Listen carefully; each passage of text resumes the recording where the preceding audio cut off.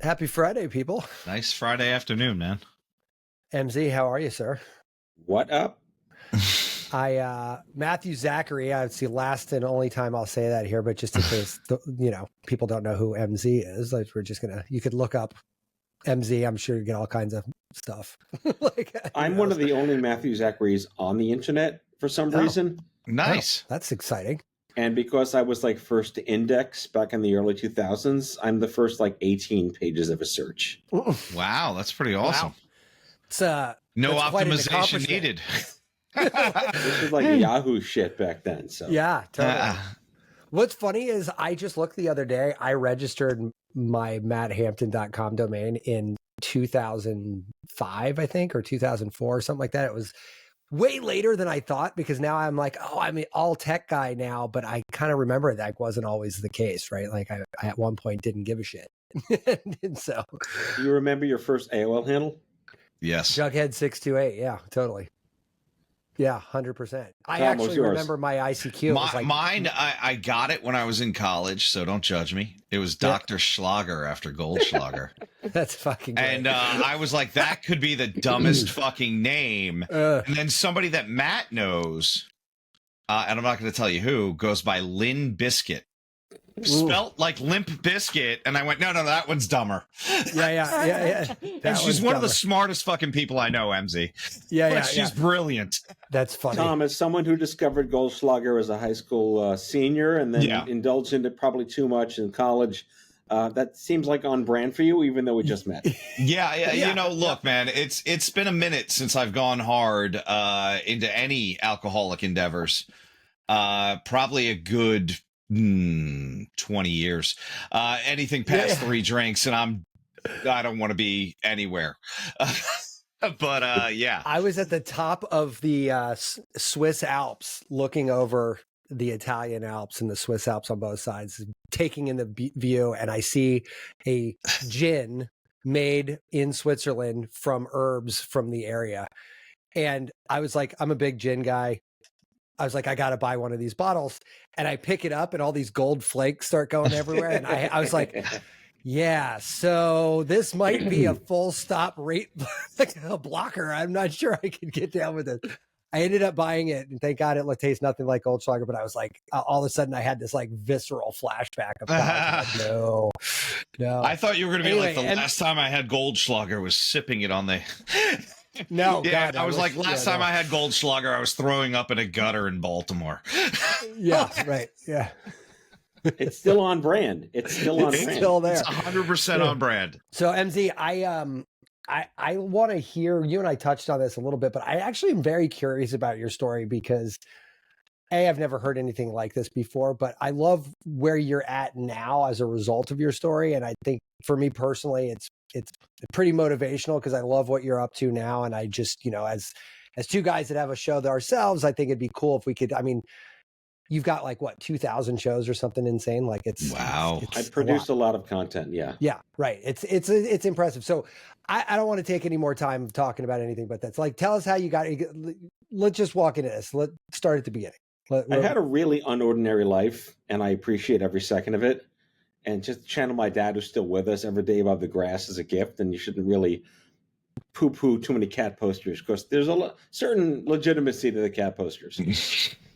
Few of them anyway, for sure. Yeah, certainly. Maybe a macrame on the wall if you're married and your wife tolerates you. Yeah. It's fancier that way. I haven't done a bro show in a long time, so there's a different energy here, and I really appreciate it. Oh, shit, we're a bro show. Oh, no. Yeah, I love it. It's a Gen X bro show, which is even better, It is a Gen X bro show. Yeah. Which means we only care so much. Yeah. Yeah, it means walk it off as therapy. Yeah, totally. Get your head out of your ass. Yeah. Put some Windex on it. We're fine. If there's any insults we could give to make you feel better, just let us know and we'll start lobbing them your way. Well, there are all these words we used to say that we can't say anymore, but I feel they're making a comeback. Yeah. We had an episode where Matt said one, and then I immediately said, you can't say that. And 5 minutes later, I'm like, you're right. It is. And then I said it, and then I apologized. And it was like, yeah. I also realized a while ago you can't make your mom jokes anymore because some of us our moms aren't around anymore, and that's kind of a dick move. Yeah. Well, I can get away with this because I'm channeling my 15-year-old son. Apparently, Tard is back in high schools now, so it's better because they dropped the right? Yeah, they did. Just rebranded. Just Tard. Yeah. It's just Tard. Tardback.com. Yeah. In our area, they call each other autistic. And I'm like, that is fucking horrible. And then I say something like, no, you guys are all too dumb to be autistic, which really rattles them. I'm like, you guys don't want to do this with me. Yeah. Well, I'll educate you guys. If you have kids, if you know this, you'll nod your heads. But my son is addicted to a YouTube channel called SML, Super Mario, something like that. And it features a character. It's a puppet show with some kids that are in their 20s, and they basically stole Crank Yankers and made it worse. Oh, and there's a puppet called Jeffy. His name is Jeffy, and he basically has a pencil in his nose and a helmet on, and he does all the things that we talked about in the 80s, and they're getting away with it, and that's infusing my son with this brilliant 80s culture words you can't say anymore. Yeah. It is, listen, I'm all about progress. I really am. And I think a lot of things are good, but sometimes I think this is the Xer in me coming out. I'm like, why is everybody so fucking sensitive? It's not, I didn't mean it. I didn't mean anything by it. Shut your fucking trap and move on. Yeah. It's like, I don't know. Again, the Xer in me shining through like a tard, I guess. Is what just don't put down episode number notes. 2 pulled from YouTube. This will be the second one we get pulled from YouTube. Yeah, exactly. Right. Just go to Vimeo. They don't care about anything. Yeah, we got our first show taken down for medical misinformation. We're all psyched. We're all very excited. I'm like, oh, neat. For what it's worth, MZ, it wasn't us that said it. And both of us were kind of there a little slack-jawed going, I don't even know how to respond to that. Right. Oh, God. Yeah. But, all right. So extraordinary life. Grateful for every second. Keep going. I'm born and raised Brooklyn, New York City. Went to public school on Staten Island, and I was a band geek. I was a math nerd. I was a concert pianist, a film composer. I was a jazz pianist. I conducted the symphonies, and I got into Binghamton for music and computer science and biomedical engineering. Oh. So you're stupid is what you're trying to say. I have an IQ an underachiever. Of 9. Yes. Yeah. This is... I was the gifted kid. They used to call us gifted. You can't do that anymore either. So I was a natural prodigy. What's the rub against gifted? You're being anti-homogeneous. Oh, Jesus. Okay. Got it. Whereas heterogeneity or genealogy used to be the way, and we can't do that anymore either. So whatever. Okay. Yeah. It's exhausting. I have to keep like a chat GPT of all the words I can't say or something. Very anti-intellectual as well. I know. I know. Yeah. Parents were public educators. My mom taught first grade and kindergarten. My dad was a kind of like a Bob Vila, jack of all trades, occupational education guy. He taught I think 13. He was a assistant principal at Tonville High School. He oversaw 13 or 15 different subdivisions of everything that wasn't STEM. Back when we used to learn skills. Yeah. He was in charge of all that stuff, woodworking and art and photography, culinary, technical drafting, CAD, metallurgy. No wonder schools used to teach this. Yeah. Automotive. Tonville High School are the only legit certified automotive bays where students could change oil and fix trannies. So there's a word you can't say anymore. Transmissions. Yeah, I was just going to say, transmissions. Another word we can't say anymore? Transmissions. Yes. Transmissions. Yes, sorry. Yeah, Marissa Tomei is in that movie, I fixed the trannies here and there. You can't do that anymore either. So we're pre-cancel culturing the show. Totally. Yeah. Well, that's okay. We'll roll the date back on it to 1991 and then it'll just dial up, get in our DeLoreans. Yeah, exactly. So I was the king of the castle of Binghamton. I was in charge of I was the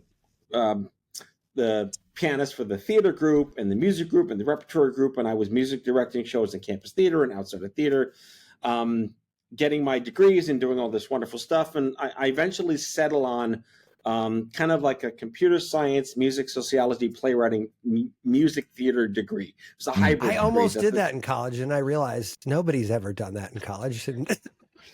I mean, to Binghamton's credit, I'm like their biggest fanboy forever and ever and ever. We used to call it SUNY Binghamton. Now it's called Binghamton University. They're not using SUNYs anymore? You can't say SUNY Binghamton. They'll yell at you and kick you out. Oh my God! Are the other schools still SUNYs, like SUNY Oswego? SUNY Buffalo, SUNY this. Except Binghamton has this erudite douchiness to it now, where you can't say SUNY Binghamton. But anyone that went there in the 80s and 90s, fuck you. We're still calling it SUNY B. Deal with it. We're giving you money. We're the alumni who give you money. Let us call you what you want. Yeah. Take my money and let me say this, or fuck yourself. It's like... So I was on a roll. I was living my life, 18, 19, 20, writing symphonies, writing TV commercials, doing computer science. I ran the Macintosh user group. I worked at the local Mac store. I fixed shit. It was great. Everything that you should be doing as an idiot 19, 20-year-old I was doing, including the Goldschlager. So there you go. Sure. Just catching up to Tom's friends there. Yeah. And during the summer of 95, I was applying to grad schools, and I wanted to go to film school because I really wanted to write for Hollywood. I wanted to do movies. John Williams was my hero. I wasn't listening to I knew the 70s, 80s, 90s music, but I really wasn't into any of the grunge shit or any of the new stuff. I was listening to soundtracks. My CD racks, to date ourselves, remember kids, CD racks were full of just scores of composers. And during the summer of 95, I had an internship at the World Trade Center, which was a very special, in hindsight, yes, an extraordinarily special, exceptional experience to work in the World Trade Center. And I think I was like that printer kid was my official title. I went ahead and unjammed their office space. I was unjamming printers for Dean Witter Reynolds for like 3.5 months. And when I got back to college, I started playing again, but I noticed that I couldn't arpeggiate as quickly with my left hand. And for the musicians out there, you know what that means. But for the non-musicians, arpeggiation is the speed at which you move your fingers up and down the keys. Or a guitarist, it's basically your fine motor coordination dexterity. And I immediately noticed, because I didn't really play that much over the summer, I went back to balls to the wall playing again in late August, and I couldn't play as fast with my left hand. That's really where it started from. But you don't go, oh, brain cancer. That isn't where this goes. So I'm also a lefty, and I started to have trouble gripping a pen and writing. So this was all like slowly decaying in like September, October. Eventually went to the doctors on campus, famous last words, and they said, oh, you have carpal tunnel, meningitis, Epstein-Barr, mini stroke, early onset multiple sclerosis. Yeah. Wow. It's like they just handed out the tarot cards of fuckery to me and said, take your pick. Eventually it got so bad. By the way, they were wrong. Yeah. Eventually it got so bad that I went home over Thanksgiving break and I saw my pediatrician, because you still saw ped when I was 21. I saw my pediatrician. And I said, I can't use my left hand. I'm having these weird headaches. He's like, well, let's go get you a scan, like a neurology EEG or whatever. And I'm a stupid kid. Like, can I just go back to school and finish, and then we'll deal with this over the break? And that putt said, sure. Yeah. So I went back to school. My parents were like, why didn't you tell us what the hell's wrong with you? I was like, I don't know what's wrong with me. And it was in those last 2 weeks after Thanksgiving break that the shit really hit the fan. I had a seizure. I had blurred vision, double vision. I had fainting spells, and I started slurring my speech. In a span of 2 weeks, I meant the shit hit the fan. So I couldn't drive anymore. So my dad came up. My brother was a freshman at the same time. So my dad and my brother helped me pack my shit up, and they drove me back down home. And all my friends are like, what the hell's wrong with Matt? So sure enough, I see the neurologist. There's nothing wrong with me. He says, go get an MRI. We're like, what the fuck's an MRI? This is 1995, folks. Right. We don't know what this is. You might have been like the third person to get an MRI. Yeah, it was like Dr. Moreau. Like, what the hell is this? Yeah. I'm turning into a hybrid lion or something like that. I have no idea what's going on. So we go for the MRI, and it was I think it was a Saturday morning. No, I'm sorry. It was Boxing Day. It was the December 27th. 95. I think that was a Wednesday. Hmm. And my mother and I go in. She takes off from school and, takes me there. We go for the scan. I'm like, all right, 90 minutes. Back then, MRIs were like 90 minutes back then. They're like 25 minutes these days. So clanking, crazy claustrophobic nonsense. We go out for lunch after the scan. We get home. And to kind of date myself, or dating all of us, the answering machine in the bedroom was blinking. Never a good sign at like 11 a.m. Sure enough, it's like, we found something, come back. Great. Yeah. Not tomorrow, by the way. Like, no. Like, get back in your car and come back now. Literally. So we went out to lunch, got home, saw the blink, got back in the car, went back there, had a second MRI with, they call it contrast. Yeah. It's gadolinium for the lay speak. It basically adds like neon, glowy nuclear shit to your blood, so it get higher sensitivities to see really more depth into the structures of your brain. And sure enough, they're like, yep, good luck with this one. And I had a giant tumor in my brain. And they immediately introduced us to the neurosurgeon in residence at this hospital on Staten Island, which, for the record, back then I wouldn't get my toenails clipped in 1995 at Staten Island University Hospital. But the neurosurgeon had just come from Sloan Kettering. Okay, so he was there on like an exit. He moved from Sloan to there to go somewhere else. Luck of the Irish, or the Jewish in this point, we got to meet this mensch. Orthodox Jew. Met us on Shabbos. Wow. Ooh. Friday night. He took off from Shabbos to sit down with my parents and I to go over what the hell this thing is in my head, what we should do, how we should think. And we got, again, absolute karmic chosen opportunities to be there while he was there. And that's kind of how it all started. That was like chapter 1 of like the saga of Matt, was from like September to January of 95, early 96. So I can fast forward a bit. I had craniotomy, massive surgery, like gulag Turkish prison shit back then, where they rip your back of your head open. You're kind of laying on your back for like 9 hours. They scoop as much shit out as they can, stitch you back up, and hope you can function. Of course, they're going in through the brainstem. By the way, the tumor I had was in my cerebellum. Most people don't realize that there are brain tumors that are not in your brain. Although the cerebellum is a brain structure, it's the only tumor in your cerebellum. And get this, you're born with it. You're born with the tumor? You're born. It's a congenital tumor. It's the only brain tumor that develops in utero in your brain. So lucky me, that's what this was, which is why it was causing the crippling neurological deficits in my left hand. And then, of course, once it got bigger, it was messing up the shit in my body. But the question at the time was like, this has been sitting in my head for 21 years and just woke up now? And we found out that medulloblastoma is like the number 1 tumor in children under 8. So what did I do right or wrong? That just another 13 years went by. Just gave you all this time, yeah. So after surgery, they're like, we got to give you radiation. Oh, by the way, I was read my last rites by a priest, which is always fun at 21 years old.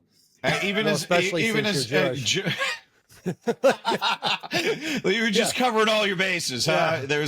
That's what it was. Like I had an Orthodox Jewish neurosurgeon, and the priest came to shore me up. I guess I don't know. I should have had a few crackers. It might have helped. I don't know. I was just going to say, there's a joke in here somewhere. If we work hard, they really don't taste good, MZ. They're really bland. I believe you. I've had a few. They're worse than the wine's not good either. No. And the wine's terrible. Manischewitz is a Bordeaux blend compared to church wine. Damn straight. I mean, it sounds like a joke now, and I don't know where in my brain or in my thoughts congenitally I thought to do this. True story. After surgery, when I think January 10th was my surgery. By the way, this is a pretty quick turnaround here. Oh yeah, it was diagnosis December 29th. Surgery January 10th, which was the day after the storm of the century destroyed the East Coast with like 40 inches of snow. So we kind of followed the army to the hospital. Oh my God. And then I woke up the next morning. Before I woke up on the 11th, around 3 or 4 a.m. was when the priest came. and I was extubated. I was on morphine. I was a hot mess. You are totally a hot mess, hooked up to every machine to keep you alive back then after they go in and noodle with your brain. And I kind of, this is not a, my mom's like, did this really happen? Yes, it really happened. And they confirmed with the priest. I woke up like Damien in The Omen in that shadow in the Exorcist poster. And I saw a priest there. And I just started telling him I was Jewish, and he left. Like, not That's even on like brand. So to all the demons listening out there, if you want to possess somebody, Yeah, that's just be like, fucking- oh, wrong religion. Yeah. yes, that's it. Wrong religion. Wrong religion. Yeah. So then we talked about the radiation and where I can go, and it was NYU, and they couldn't fit me, and I was on steroids to kind of like de-inflame. Yeah. They put you on steroids to like inflame your body so everything gets a little less pressure inside yourself, and I gained like 80 pounds in like a month and a half because they put me in like the highest dose, like Chernobyl level steroids to puff me up. So all my brain pressure was released a little bit. And then I had radiation. The two guys that oversaw my radiation were at Sloan Kettering, but I was under the care of an NYU pediatric neuro-oncologist. So I kind of had a weird shared data hybrid relationship with two hospitals because they didn't know what to do with me. And radiation was very high back then. Today it's less with an asterisk because it's different therapy. So the numbers are around the same, but the toxicity of what it does to your body is a lot less. And I opted for some clinical trial stuff for the early brain stuff. And from February 15th to March 30th, every day except weekends, my dad would leave high school, leave his job, pick me up at the house, drive me from Staten Island through Brooklyn, across the Brooklyn Bridge, up the east side to Sloan Kettering for an hour, and then the same schlep back to the house, and then go back to work for 33 days. My dad's a fucking hero. Yeah. He did that. Yeesh. And I had to call Binghamton that I couldn't really figure out if I'm going to live or not to graduate. I had to call USC Film School where I was going to be going, and I say I have to withdraw my applications. I'm taking myself out of consideration. And at the time, that was like the worst fucking day because I was not going to be John Williams, and I don't know if I'd ever play again, like let alone like be alive in 6 months, which is kind of the sentiment we got, which is like, let's kind of see if you're here to turn 22, and then we'll discuss what to do with the rest of your life. And that was not what you want to hear. No, when you're especially 21. 21. Yeah. I know I kind of make light of it because I want to be like funny about it, but it was gravely serious. Well, and that for sure. spring was fucking miserable. And I had every side effect back then. My body basically shut down, and I lost 110 pounds in 3 months. And I have photo evidence of this. So all the weight, I was a little chubby thanks to Goldschlager in college. But after that steroid stuff, I lost. So I was wan, and I've never been a thin guy. And I was like a 28 jeans, and I've been 28 jeans since I was born. Right. So just for perspective on the mesomorph that I was born as, that was really, I couldn't eat, I couldn't sleep, I couldn't drink, I couldn't think, I couldn't walk. I was in agony. My skin was burned. I lost all my hair. I lost my virility, my fertility. No organs worked. I was in like shutdown for a couple of things. Just the worst. And I'd like to say that I lost my life, but I didn't die, which is that'd be fair. I understand that though. That's a good way to encapsulate that. Binghamton was really smart about this from a PR perspective. They kind of let the cancer kid graduate anyway. Like the optics on this. That's fine. Would have been really bad optics if the cancer kid was denied graduation. I mean, truth be told, I had enough credits to graduate anyway, but I had all these courses to take, and I was producing a musical, and I had a capstone project, and all that shit got just shot down. But I finished radiation, and they wanted to offer me chemotherapy, which, again, we didn't know what that meant. I knew Shirley MacLaine was going nuts over Deborah Winger's death, and that's all we knew about cancer back then. William Hurt got cancer in The Doctor, and, like, Macaulay Culkin died from bees. That's all I knew about medicine at 21 years old. Yeah. So I knew it wasn't bees. Yeah. I just want to go, my the kids are bees. obsessed with the Nick Cage, the bees meme, whatever. Yeah. Sidebar. And so this part's really important because this part is the one of the few relevancies to what I do today. And we're going to get into that later. And this goes back to self-advocacy and not knowing what your choices are, because you're going to be shopping in the cancer store and you don't want to be there. It's not like you're choosing a Mazda. You can research a Mazda. We didn't know what to do. And we were at the mercy of the doctors giving us advice. And there was no internet back then. There was no peer support, no support groups, no nothing. So we're literally at the mercy of this. And they're like, all right, let's give you some chemotherapy now that you don't have the radiation. And here's where it gets karmic. My dad's best friend, my uncle, my godfather, named Dr. J. Tishfield. J. Tishfield is one of the unsung heroes of genomics in the world. He basically invented genetics, triple PhD from Yale, total fucking Rick and Morty whack job. I love him to death. He's my godfather. And he stepped in and demanded that the Sloan Kettering doctors disclose to him what would comprise the chemotherapy protocol, because they didn't really tell you what that was back then. Chemotherapy is kind of like a bouillabaisse of multiple different toxic shit. And they combine them together in a little bit of a martini shaker in certain proportions based on what you have. We didn't know that. And we didn't know what it was. They Real didn't tell quick, us. I just want to, I just a clarifying question here. Like, Yeah. Did they not tell you because you didn't ask, or did they not tell you because they were trying to obfuscate what was happening? No, I don't think it was malicious. They just didn't tell patients back then. We want to give you chemo. Okay, I'll take chemo. And As Yeah, if they say I want to give you a one erythromycin. I don't ask them yeah. what's in it. Yeah, you know what I mean. I'm like, oh, what's in a Z-Pack? Like, no. Yeah, like, why would you? We wouldn't think to ask that question. And they, again, I'm not saying they were malevolent. It just wasn't a thing that happened. That wasn't the way it was didn't know done. to ask. Yeah. Right. Plus, there were only like 4 drugs back then, so they just kind of mixed like sugar, spice, everything nice, and you figure it would help you out. So Jay found out what the recipe was, and I'm getting super nerdy here for anyone listening that understands. There were basically 4 main drugs back then that were based on Sidney Farber of Dana-Farber's work, and he used basically the element platinum with combined other toxicities that basically killed every cell in your body, but the good ones grew back. That was the idea. After radiation, which is also supposed to kill everything in your body, and then the good parts grow back. But Jay found out that they wanted to do was give me a combination of drugs that included something called cisplatin, which has a history of helping people go deaf while getting cured.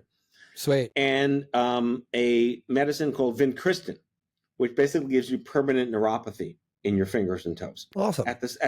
Great for somebody who plays concert piano. Bingo. So we just asked them, now that I'm out of the woods with regard to surgery and radiation, when am I going to die? This was like right before I turned 22 in like late May. And I did graduate, by the way. I mentioned the school did the right thing. I did graduate. And they basically said, like, with just like pulling out of their ass what I know now is a 50% chance to live for 5 years. And like, all right, so I'll be dead at 27. What else do you got for me? And then we said the chemo conversation. And Jay's like, Matt, you'd probably rather die in 5 years without losing your hearing and having neuropathy, because all you care about in your life right now, which was ripped away from you, was music and being a composer and a pianist. And even if that chemotherapy helped you live to 100, do you want to live 80 years without your passion? This is my godfather, who was 48 at the time. I'm 51, so I have a perspective on what it was like to be an uncle, at that age, telling his godson at 21, you'd rather die in 5 years being a pianist. So we brought that conversation to these doctors at Sloan Kettering. And again, I mentioned this is the through thread 30 years later. This particular story is the through thread. And we said to them what Uncle Jay told us to say. I don't want your chemotherapy because I don't want to risk having permanent neuropathy and hearing loss if it means I can live a full life without my passion. And I'd rather die in 5 years and take the risk. And they looked at each other, these 2 guys, and they stood up like SVU on the, at the desk. They slammed their hands down and they stand up to look at us with like the light on you. And they said, but we're trying to save your life. And that was it. I feel like I walked away with the Wolverine helicopter blowing up in the background in X-Men. And I never looked back. I said, thanks, but no thanks. And that was my last day as a cancer patient, was around my 22nd birthday, May 29th, 96. So that's kind of phase 2 of the story. So you leave the hospital that day, or the office, or wherever that just happened. In your mind, are you like, I've just signed my own death warrant, but at least I get to play piano? Is that like where we're at mentally? I got to tell you, I feel like my invincibility genes were still active at that age regardless. And I never felt, and this is true today too, people ask me like, how did you do it? I don't know if this is manifestation without understanding spirituality, but I never thought I was going to die. Right. Okay. I never asked, why me? Why this? And I'm going to die. Never even occurred to me. Maybe it's just like a stoic ego that I'm invincible in some way. You know, remember the Mr. Burns one where he has everything and the squishies go through the door? This perfect balance of diseases. Yes. Yes. That was kind of, my head went to that episode, I guess, in a sense. And I didn't believe I was going to die. That episode might actually track as far as timeline too. Yeah. Yes. Yes. They've been on that long. Yeah. Yes. I just didn't really have a path anymore. Sure. Yeah.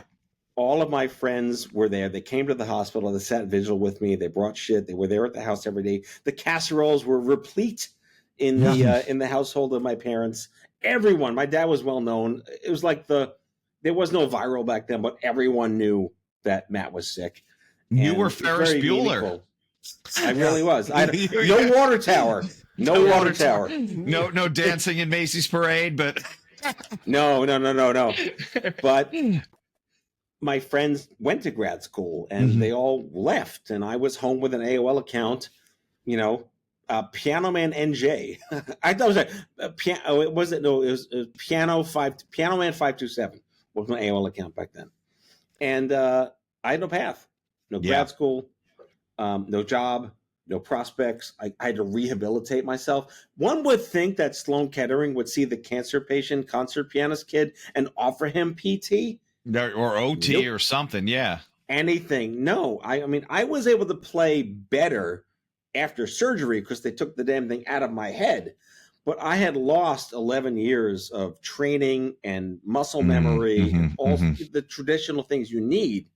So my right hand was fine. My left hand could just do chunk, chunk, chunk, chunk, chunk.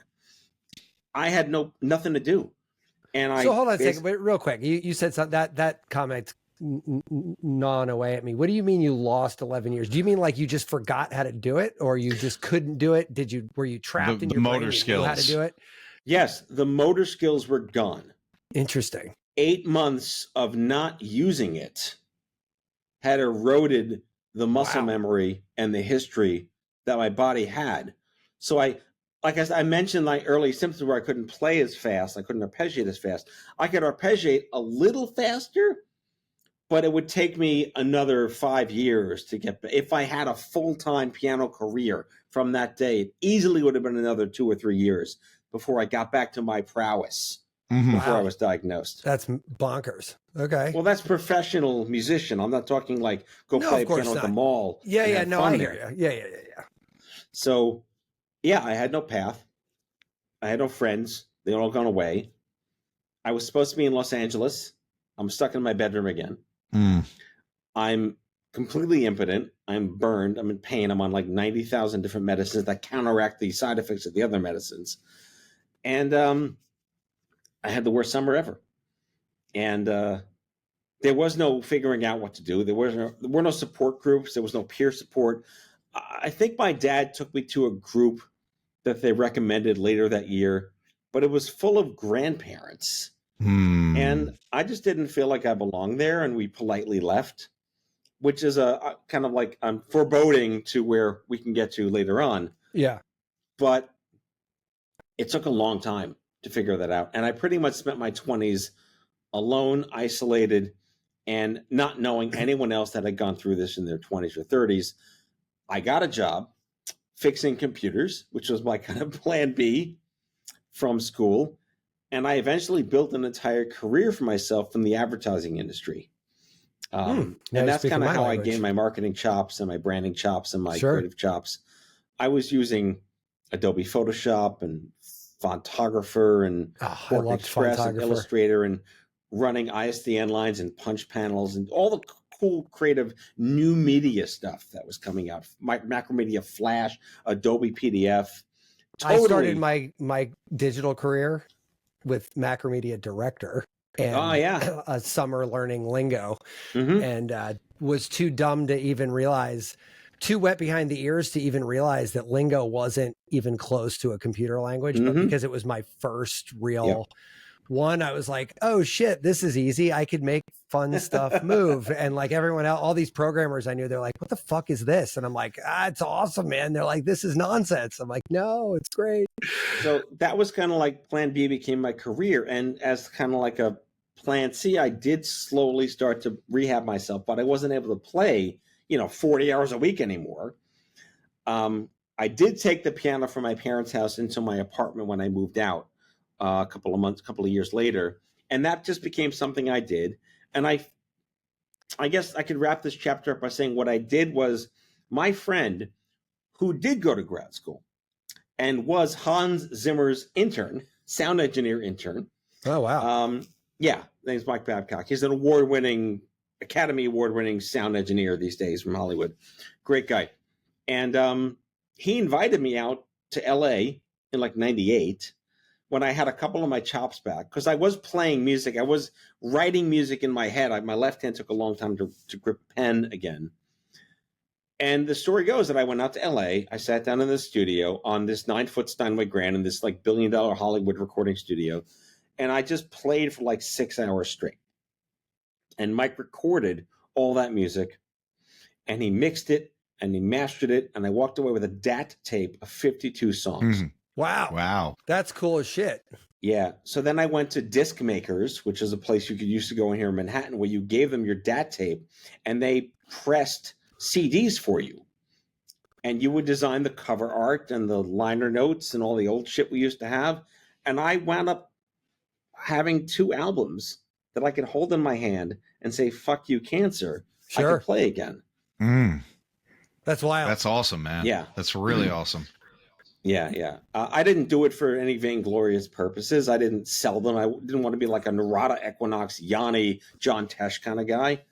Hey, they were big money back in the day. Hey, if they called me, I would have done it. Right? Sure. You didn't want to be Wyndham live at Hill, the you missed Acropolis?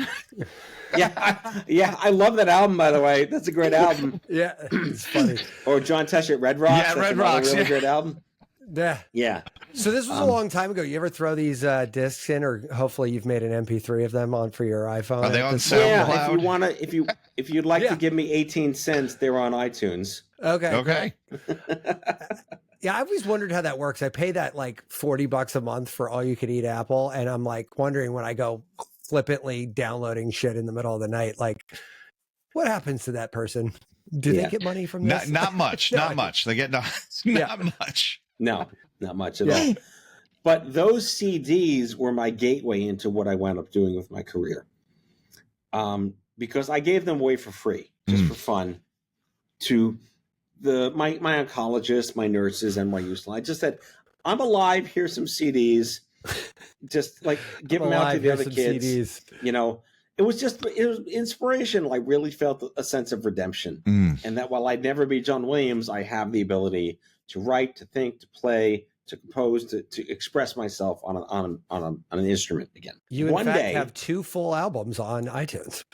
I have 2 full albums on iTunes, and I have a secret album on SoundCloud. Wow. Okay, great. Yeah. I'm excited. The to hidden download tracks. this that was a big thing back call. in the day too. The hidden track. Yeah, the hidden tracks. Yeah, so I have hidden tracks on SoundCloud. But the story kind of, again, like that, this is unordinary. This doesn't happen to normal people. I'm still alive like all these years later.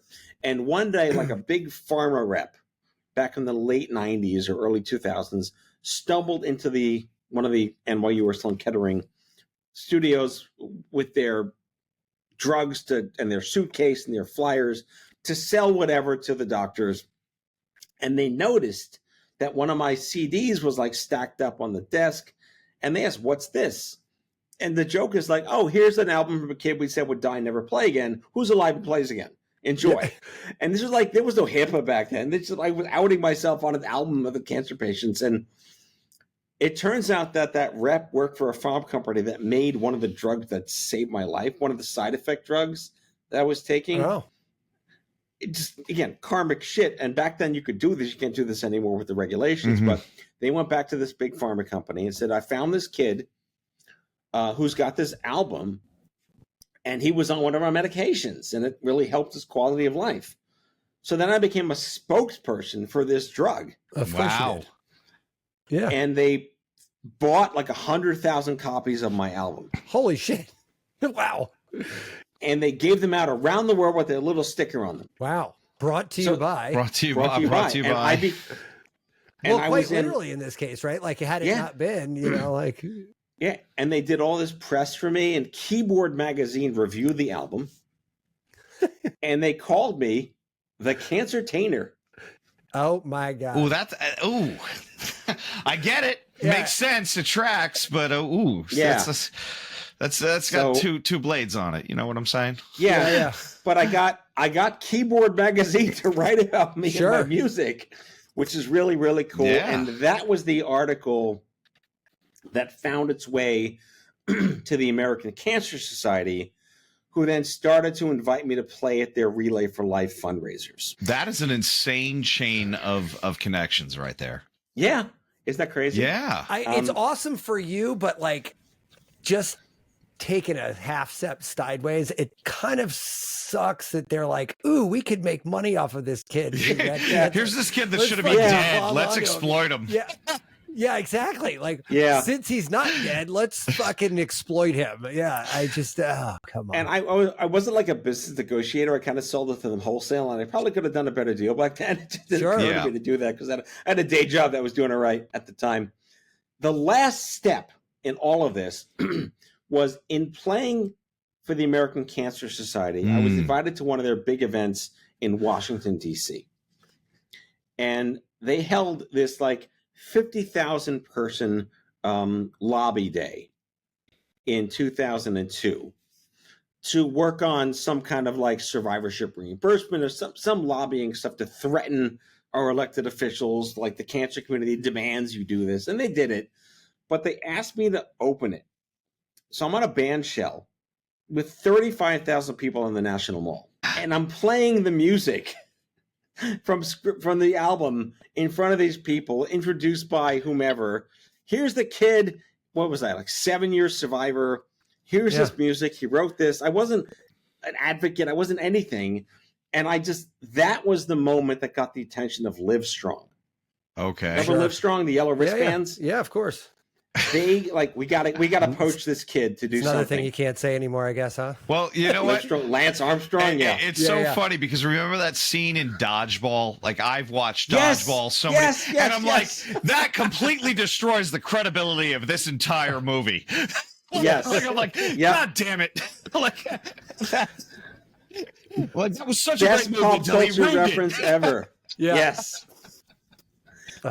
So once I got sucked into Live Strong, that's what helped incubate me to get into advocacy. And the question I was asked, Matt, how would you like to be a cancer advocate? And I said, what the fuck is a cancer advocate? Yeah.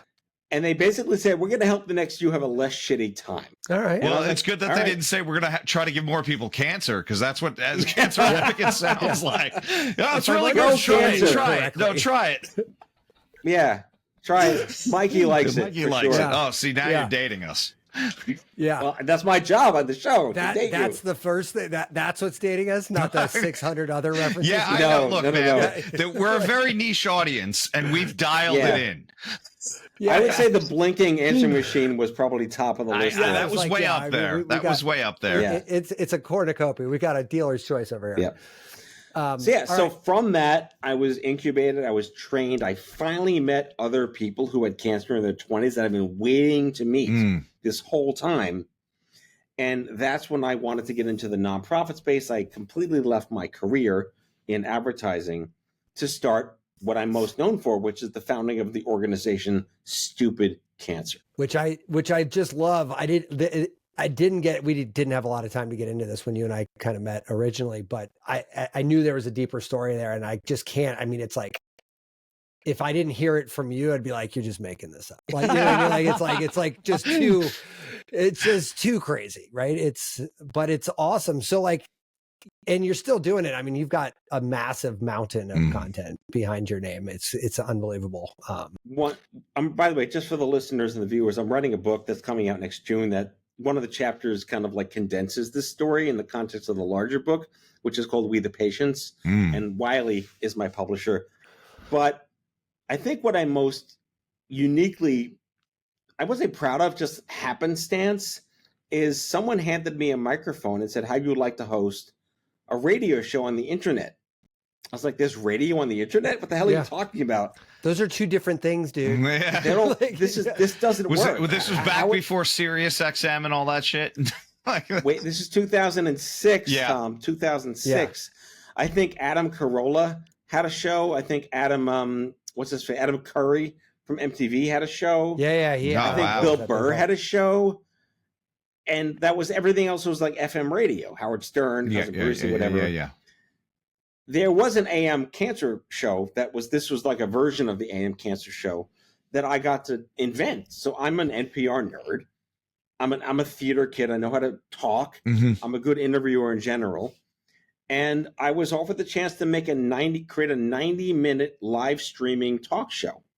That's crazy. Which became the Stupid Cancer Show, which ran till I stepped down, and then became my current show, same listeners, called Out of Patience. So PR-wise, I'm the country's first like non-celebrity podcaster. Sure. Yeah, of course. Yeah. Which is great. Which is awesome. Well, yeah, I mean, your story is so intense and so moving that, like, who wouldn't listen? And if you're uniting cancer patients too and survivors, I think that's a really important message. Yeah, that's really the whole point. I looked at Livestrong through the lens of like a brand guy, and take Lance out of it for a second. I think the brand, because Phil Knight, Nike, shoe dogs, basically got their ad agency to be Livestrong's ad agency, which is why it was clean and crisp and great colors and perfect branding and great messaging and marketing and design and style guides. Yeah. From that nerd perspective, it was it was the first, like, I was almost like a calming consumer unifying thing. I couldn't agree with you more. I had the yellow rubber band on my wrist, Yeah. So I really looked to that as sort of a template for what Stupid Cancer could be, except I wanted it to be a little more populist and a little more angsty Gen X and a little more sort of invitational, meaning you didn't have to be an athlete to feel like you belonged there. Sure. And that was the secret sauce that kicked it off in 2007. And like 6 months later, we were ranked 17 in the Time Magazine Best 50 Websites of the Year. Wow. That's awesome. To Tom's point too, like, I mean, you'd have to be a special breed of asshole to not like give this a shot. You know what I mean? And it's like, especially being the first of its kind, like I'm like excited that this happened for you, but I'm also not really all that surprised given the topic and the message and you and your story and the vibe you put out. Like, that feels almost like inevitable. Does that make sense? I've dropped all my imposter syndrome at 51 years old, and I'm owning what I did. But you don't realize what you're doing when you do it. You have to look back and see it worked. Totally. And I kind of, like, not apples to apples, pun intended, but I look at when Steve Jobs got to brag about how he invented, like, the mouse and the click wheel and the iPhone. And he invented 3 things on this planet that no one else could have done. I have my own version of that. Sure. I have my albums, I have my nonprofit, I have my podcast, I have my children, right? I created the world's first cancer trade show called CancerCon.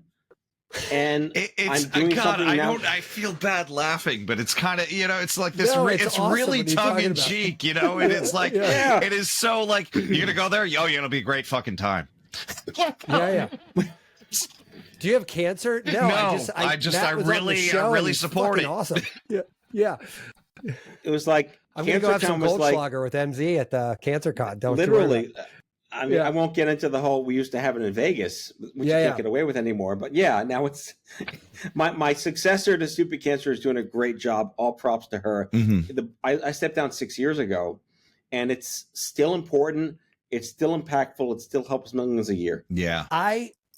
What we did talk about on our first topic, or our first call, I wanted to kind of get your reflection on, cancer is one of those things that obviously nobody wants, right? And as a result, anything that could be causing cancer or removing cancer becomes instantly attractive to a lot of people, right? Yet, we talked about EMF and all the other, the food things you could have. And you used a term that's been really kind of rattling around in my head, the boogeyman numbers, right? Like these sort of things. And I'd love for you to reflect on that. But like specifically, I'm like, you know what?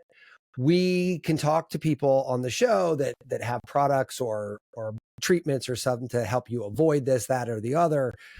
But like there's a lot of like practical stuff you have to kind of keep in focus, which I think you do an excellent job of in your message and everything, to say, hey, look, no, stop. These are not important things. This is, and it just seems very hyper useful. Does that make sense? Well, I mean, some of these things I say are unpopular, but they're based on statistics and facts. And oftentimes, I'm not getting into politics, but oftentimes people don't want to hear statistics and facts. They want to live in their sort of confirmation bias, I suppose. And yeah, the numbers are scary, but at the end of the day, they're only scary by proportion and perception. And the reason that there are now 2 million people diagnosed every year instead of 1 million 20 years ago is not because we're getting sicker, it's because we're finding it earlier. I'd rather there be 10 million diagnoses a year and everyone is stage 1. Yeah, sure. Absolutely. Right. So this is the way I try to think about this and purport it when I'm talking to reporters or journalists or just on stage, is these are good problems to have. And the fact that we fought for years, I'm not getting into health insurance and policies and that stupid shit, but we used to fight for the right to be treated like people, right? That alone is right. Treat the person, not the disease, is the cat poster. But once you start to think about our practical issues, which, by the way, Livestrong pioneered the word practicality in cancer survivorship. How do you get to work? How do you hug your kids? How do you afford this? How do you deal with your wife when you can't, perform? How do you deal with your husband when you have cervical cancer? Like, what does it look like in your life? How does this become sort of akin to modern day HIV or diabetes? It's a lifestyle that matters about your practical day-to-day, collected with the medical clinical fuckery. Right. We fought for that. There are policies now that do that. There are fertility clinics. There's mental health, there's wellness, there's yoga, there's nutrition. Everything's covered by insurance, and many hospitals they're no longer concierge nice to haves. They're there. So these are things that help your quality of life be better while you're going through the shit. And that ultimately leads to more people surviving longer, which is another thing that really was shaking the system, which is like, I don't hear the word cure very much anymore outside of like a lot of mom and pop groups. I think we've, as a culture, kind of normalized the fact that we're just going to have to deal with this shit when it's going to happen to you. But to your point of like, how do you not get it? Well, it was less about how to not get it and more about like the marketing message. I mean, how many billions of dollars are made every year on selling things that, use this because it's got less tumorigenic qualities, or use this because it'll put a force field around you and make you not get cancer, or don't eat this, like don't barbecue your meat because the myocarditis. Don't eat smoked meats and things like that. There's so much shit. And then what did you and I talk about? Something like pediatric cancer. You're like, the number was not nearly as big as I thought, but you watch one of these commercials with the sad violin going and the half dead kid, you'd think that there was like tens of millions of kids getting cancer a year. And you're like, that's just not what the numbers and Matt, to piggyback off of that, MZ, I was saying this to a patient the other day where the media got a hold of a story and they went, oh my God, this doubles the risk for this disease. and everybody freaks out. You're thinking, oh my God, you're like twice as likely to get it. What they didn't disclose was the risk of getting that disease was 1%. And when it doubled, it was 2%. Like, you leave with that fact, you're like, fuck it, I'm going to smoke more. Yeah, you know. But like, I don't know if it was you, Matt. I always like the random reference of what was that Kevin Kline movie where he's gay? Out with something. Anyway, Joan Cusack's in that movie, and Tom Selleck plays like a gay reporter. And Joan Cusack's running around trying to find a man. She stumbles upon Tom Selleck after Kevin Kline reveals at the altar, "I'm gay, I can't marry you." And then Tom Selleck says, "I'm gay." And she runs out to the street and she says, "Is everybody gay?" Yeah. Right? That's like, is everybody have cancer? Yeah. Is the sentiment here. And I've been hugely vocal about how St. Jude is full of shit. And they do great. When you're there. Yeah. Yes, it's one of the best places you never want to go. Yeah. But just their tactics of convincing the country every kid has cancer and they're all dying today. And if you don't write a check tomorrow, that's it. The world's over. That's not okay anymore. That's just not okay anymore. And yeah, again, unpopular to say this, and I'm not going to use the word only in a derogatory way, but of the 2 million diagnoses, less than 12,000 are under the age of 13. So, so the numbers are small. None relatively to the total population. None should be our goal for sure. But it's not like, holy shit, look at all these kids dead in the sidewalk because of cancer. No. And most of them go on to live extraordinary. There are a bell curve. Everything's a bell curve. But if you compare historically, survival rates in children, quality of life in children, where are kids going now? Yes, it's significantly better than it used to be. There's always going to be, going back to, kids can't control their environment. You're born with it. It shows up. There's nothing you've done to create it. It's not a self-manifested, you're turning 80, you smoke. That's not what this is. So, but according to like population adjustment, the same percentage of kids are getting cancer every year. Used to be under 9,000. Now it's under 12,000. Some might say even under 20,000. The number is still terrible, but proportionally to the rest of all the diagnoses, because of the early detection in kids. So again, I'm not saying this to undermine. I got hate from parents. How dare you say this? Like, it's the statistic. I was one of them. Right. I was 21. I was a kid. Right. I mean, I was not under 13, but still I was one of the 20,000. And what I had was only 1 in 200 a year in the world. Wow. Which is just like the most horrible. Tiny. Obviously. Yeah. But again, and when you frame it that way, you being told you had meningitis kind of makes sense, because you're like, what doctor's going, yeah, this guy's got a brain tumor. Yeah. And I used to be angry at that, but I've come to learn you can't blame them for not thinking it was a brain tumor. Sure. That was the last. A kid who can't arpeggiate doesn't mean brain cancer. Right. Yeah, that's not where you're going. Even now, I mean, I'm a bit of a hypochondriac, and I run around every time I got a nick or a bruise or something. I'm like, fuck, I might have cancer. And, and you've got 800 ways to prove that wrong these days, but you have to be looking for those things. You don't go to the doctor and say the same thing. He's like, oh my God, we should get you in for an MRI right now. Cause you don't know. No, they're like, no, take one of these and call me in a week. Mm-hmm. I don't, I agree with you. And then when you hear that a lot is when, somebody did unfortunately have a friend, family, child, whatever, who did pass away from cancer. Like, oh, we should have seen the signs. There was this one day 8 years ago where they had this experience, and you're like, yeah, but think of all the things that happened just that same day that you didn't care about. And we can, you know what I mean? I feel like it's our nature to want to blame it on you brought something. up a good point, Matt, which is what's causing it. And what's causing it is more things than used to cause it. Mm-hmm. Right. And I will go to my grave. It's the fucking food chain that's causing it. And it's the air quality, and it's allowing lead in rolling back EPA regulations and EMF and clusters with cell towers and shit. Not cell towers, electric towers. Cells fine. And like, we can't ignore that. Which but is what a can we wildly actually unpopular do view, about now it? you just alienated a tinfoil hat population. Yeah. Well, it's not, guys. Radio waves don't cause brain cancer. Look, we had an autistic expert saying autism is not caused by vaccines. Yeah. And Right. I'm like, Yeah. We've already dipped our toe in the water.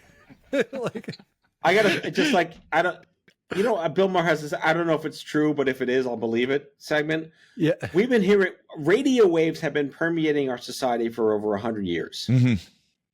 If it would have done anything to us, it would have done it by now. But EMF and I keep saying, and like electric grids and shit that gives off stuff, and the soil and you know, contaminated food. FDI, fucking RFK just rolled back like food safety regulations, so be prepared for E. coli to destroy everything else. You know, sure. But like the what is it, The Last of Us, the fungus people are going to come after us now. Mm-hmm. The fungus people are coming. I mean, it's only a matter of time. Coming. Yeah, for your guns. They're coming for your guns. They're coming for your guns. Everybody watch out. Yeah. The government's going to come for your guns unless you agree with them. Yes, Yeah, exactly. right. So, yeah. But I mean, you know, it's just like there's only so much you can do. Mm-hmm. And yes, eating well and exercise, there are some base things that we just know at a bell curve are perfectly good to do. Try not to eat Hostess, not a sponsor, right? Yeah. Try not to go to food fairs and have Zeppelis for an hour. Oh, Yeah. fuck, dude. I haven't had a good Zeppelin forever. My son had his first funnel cake last week. He'll never go back. Yeah, I'm sure. Oh. Well, I mean, that's the thing. I go downstairs, you know, a day ending in Y and see my kids eating,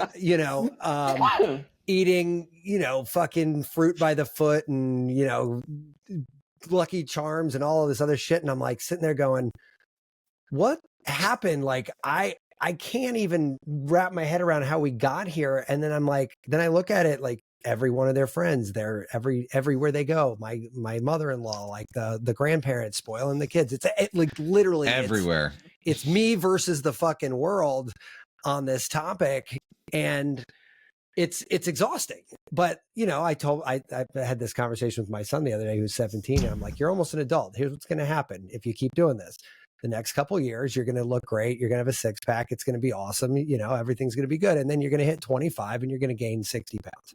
Mm-hmm. That's exactly Yeah. And then you're going to spend the rest of your life, like up till I'm 49, you know, trying to fix that. Yeah. God, if I eat this donut right now, I'm fucking going to gain 12 pounds. Like, I can't, you know. Well, honestly, agribusiness and the food chain in cereal started with the Kellogg brothers. Oh, yeah. You could Google this. The Kellogg brothers. They made a movie out of it. They did. The cornflakes wasn't selling well to kids. So they invented the mascot, Tony the Tiger, and they sugar-coated the Frosted Flakes, and they called them Sugar Frosted Flakes. And that's how Frosted Flakes became the first sugar cereal. And that way the supermarkets learned to put it in the middle aisle, not the top aisle. I mean, the middle shelf. Kids can see it. Yeah. Which, and all that stuff, you know, look, MZ, I'm in marketing 30 years and you said you were in it too. So like, I think once you see behind that veil, it's really hard to not see it in everything you see, right? You could walk down the streets of anywhere USA. You could look up at billboards in Times Square. You could go to the grocery store. It doesn't fucking matter. I mean, everything is strategic. There's a science behind everything. Algorithms run everything. It's really hard to not see it, but it's like, because of that, there isn't winning it, right? You can't undo this because it's just, it's everywhere. Right? It feels kind of like the movie They Live. Like you get the sunglasses, and then everyone's all fucked up. Yeah, I mean, it's so weird. Yeah, Also a great meme floating around the internet. Yep. Sure. Rip Rowdy Piper. Rowdy Piper. Yeah. By the way, that was ranked best street fight of any movie. Really?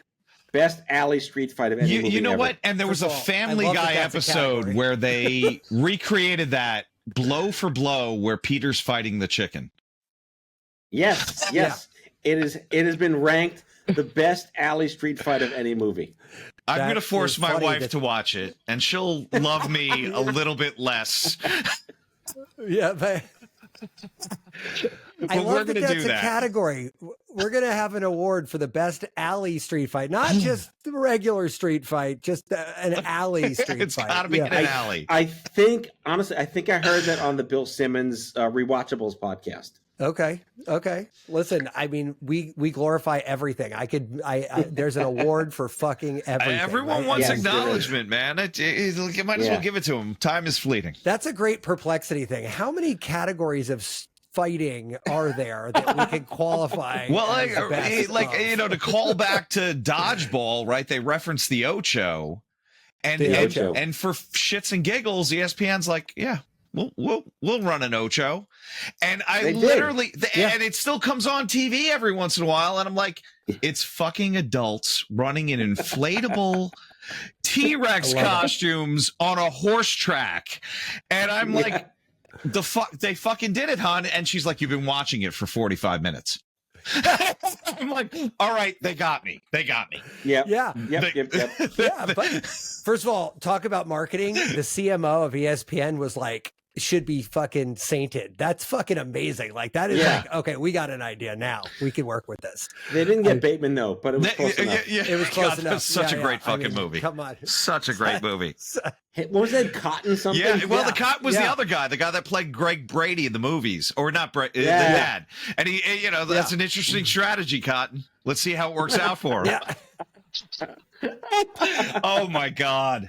Yeah, watching Jason Bateman read anything is like maybe Hysterical. my favorite pastime. I Yeah. mean, that guy could just talk. Yeah, right. Oh. I love in the what is it? The commercials now where they're like, you get, it's like asking for getting Bateman when you wanted Batman. Yeah. Go do a podcast or something. He goes, well, that's hurtful. It's like- Oh God. Yeah, meanwhile, Arnett is Batman and Bateman's on the same yeah, show. exactly. with him, so- Yeah. Oh my God, it's so funny. So MZ, what's up for you moving forward? You said you're in a, well, not so new gig anymore. 6 years in doesn't feel new anymore, but like what's where are you at now? What's on the horizon? I have decided to do something really big again.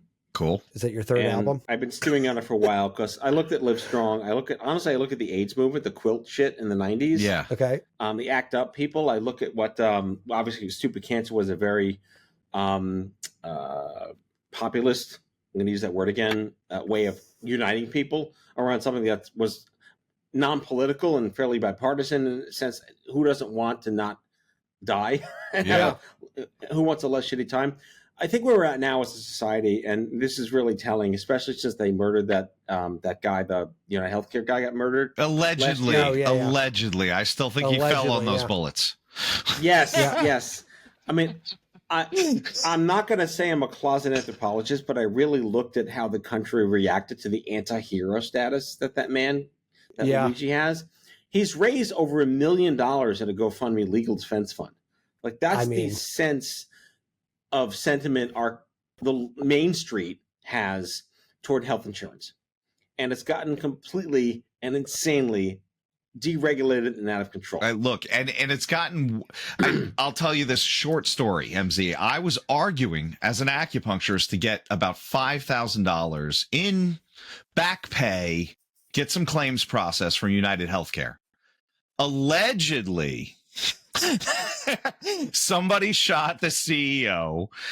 2 days later, magically, all of those claims got processed. And things were good for a little. And when I tell you, now it's not just United Healthcare.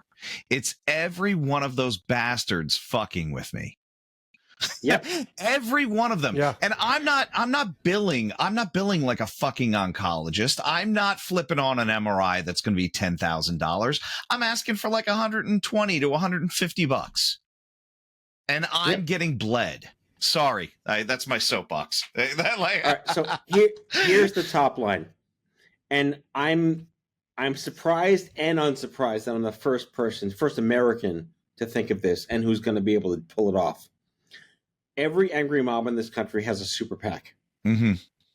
Sure. Why can't patients have a super PAC? Why can't the cancer community have its own super PAC? Mm-hmm. And what would that possibly look like if you turn us into an electorate?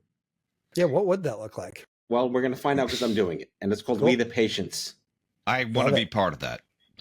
Okay. Yeah. I will follow up. I will follow up with you. I would. Believe me, if I start moving my head too much, you're going to see a lot of different shade of red. Yeah. Political sentiments. So I'm not going political with this. I gotcha. Should anyone die because Ed says no is a no. And how the hell is that allowed? Sorry. Market forces make it allowable because the voters don't have anything to vote on because they've never been organized before. Yeah. Right. And my vision is basically 10 million signatures for a ballot initiative at the state and federal level in 2028 for a law that doesn't fix healthcare but protects patients from it. And in the cancer space, that's two specific things. Yeah. It is prevention from insurance denials and delays and protection from medical bankruptcy. And those two things are really tip of the spear when you walk into that store where you are most vulnerable to be taken advantage of. And the person that needs to intervene to protect you is basically the equivalent of a Miranda right in the form of a patient navigator. So we are looking to mandate patient navigation at every cancer incidence to protect you from medical malfeasance, predatory billing, and insurance delays and denials. So just to ask the that. asshole question, I love it, but just to ask the asshole question, how do you, I mean, obviously the other side of that fence has, 600 lawyers to your one. Like, what's their counter maneuver to fuck with you even more? And like, is there even a road to navigate here yet? Or so there's two answers. The first one is it doesn't matter yet. Mm-hmm. Yeah, you need to build the electorate first. Sure, yeah. Because they don't know to respond to this yet because they don't feel threatened by it yet. Yeah, correct. When a tenth of the country, 35 million people, are the pissed off cancer community alone, forget diabetes, forget scleroderma, forget ALS, 35, and there are those people within the cancer community too. Right. Cancer is every fucking box at the same time. We're going to divvy out at the same time. Mm-hmm. What does a cancer patient Bill of Rights look like legislatively? And until there's 1, 2, 3, 4 million people on a signature of the We the Patients ballot by the end of next year, ideally, we will then have the ability to create the business model is we are a Quinnipiac polling company that's going to survey and electioneer at the district level on voter sentiment on healthcare. No one has ever done that before at the citizen level. And that is what's going to determine the data, the think tank, the manifestation, and who's going to be part of basically developing the political strategy of rolling out these rules at the state level so we can what's it called? We can primary, we can endorse. We've never had that power before. And when any elected official in any district in their state finds out that 1/10 of their constituency is a lobby group that isn't about guns, they're going to be just as scared of us. Sure. Well, and you know what I like about that is I think your tagline is as serious as cancer. Yeah. No, well, you're onto it. Yeah. The tagline is "No one dies on hold." Ooh, I love that. I love that. I like that a lot. You know what I like about this? I mean, first of all, the idea is amazing on the face of it, but what I think is even more exciting to me is that it gives all of the other tangential groups permission to do the same thing. Yes. You know what I'm saying? Like, and that's movement making, at a much different scale than like just one group, even if it is 1/10. Like if it just started at ending with you guys, you're just 1/10 of a really pissed off, really motivated group. But if you incite a half of a tenth on the other side, another 1/10 over here, and you know what I mean? Like then it starts spreading, and a lot of these things go away. Big agriculture. I mean, what if it was like We the Food or whatever the fuck, like, yeah, you know what I mean? Like, I mean, there's so many, we could drop your model into 10 other things if we sat here. Well, and what's going to happen is they're going to cross-pollinate across medical conditions first. And then I think absolutely we start looking at a bigger cause. Is it climate change? Is it, the food we're eating? Is it, and it trickles out. It's a brilliant way to get some change happening. Well, as of this recording, they keep decimating cancer research budgets at the federal level and cutting grants and cutting science and changing the way that we think about progress at any level of genomics, genetics, prevention. That's further inciting the Luigi supporters, in a sense, where they're almost doing the work for us to further anger the future voter bloc. Yeah, they're not doing themselves any favors, for sure. No. But again, this is the first time ever it's even been conceived to create a cancer lobby, like the NRA for chemo. But I mean, again, that's what I think is so great about it. We have all of these problems. Why do they like put pipelines in Native American lands? They don't have a lobby group strong enough to fucking fight it. Why do they roll back EPA protections? Nobody's fucking asking the question. It's, you know what I mean? It's like, it just keeps going. We just keep. Flint, Michigan was over every TV. And the water's still not clean. The water's still not fucking clean. It did nothing. No. Like, you know, we had zero movement in that category. Zero. Obama said this, and love him or hate him, he said a really great thing once. He was at a thing when he was president, and he got booed, and he said, "Do not boo, vote." Yeah. Perfect. Yeah. Until now, we have never had the chance to vote. We just boo. Sure. Yeah. And I think that the real tragedy of this, and I know people are talking about it, but I would have thought it would have been more explosive, is that we have a guy who allegedly shot a dude in cold blood. Look, maybe it's my Italian bloodline. He's going to be he wasn't even there. Right. Yeah. He's going to be exonerated. You know he's going to be exonerated. Well, hopefully. The crazy thing is his family owns the biggest fucking country club in this state, in Maryland. Yeah. Wow. And you would think he's just like some poor dude that got fucked by the system. Yes, he got fucked by the system, but he's not poor. He's definitely not poor. Yeah. No. And I feel like a good byline is when the CEO of a health insurance company has a larger security detail than Diddy, then we have a problem in this country. Well, Diddy didn't get what he needed, deserved either, you know. No. Yeah. And but nobody, like, why are we not understanding? Like, I mean, if I was in healthcare in general, and I saw that the entire country's rooting for a guy who just took out the CEO, I would have to take a long think about this. Be like, hold on a second. Like, this isn't just some crazy person. This is a crazy person that's getting rock star status. Like, you know what I mean? Like that. And that's 100 million times more dangerous. He's got plenty of money in his commissary. I'll tell you that. Yeah, I mean, it's got like real Fight Club vibes to it. Look, man, it totally does. That's such a great analogy right there.